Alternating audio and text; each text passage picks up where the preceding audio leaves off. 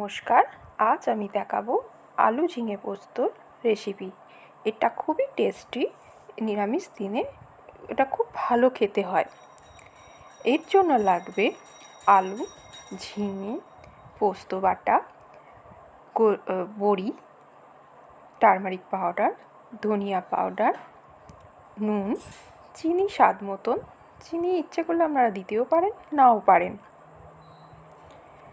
প্রথমে কড়াইয়ে তেল গরম করে বড়িগুলোকে ভেজে নেব। তারপর ওই তেলের মধ্যে কালো জিরে ফোড়ন দিয়ে ঝিঙে আলু পোস্তটাকে ভালো করে ভেজে নিতে হবে। দেন পোস্ত বাটাটাকে দিয়ে আস্তে আস্তে নাড়িয়ে নিতে হবে।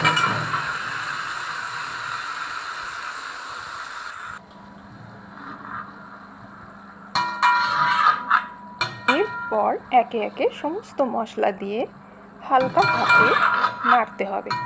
3 কাপ মতন জল দিয়ে কাঁচা লঙ্কা চেরাগুলোকে দিয়ে 10 থেকে 12 মিনিট ফুটতে দিতে হবে।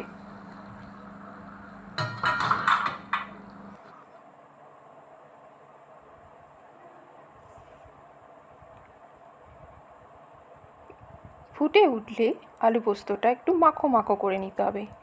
নিয়ে নাবিয়ে কাঁচা সর্ষের তেল ছিটা দিয়ে নাবিয়ে নিলে হয়ে গেল আলু ঝিঙে পোস্তর রেসিপি।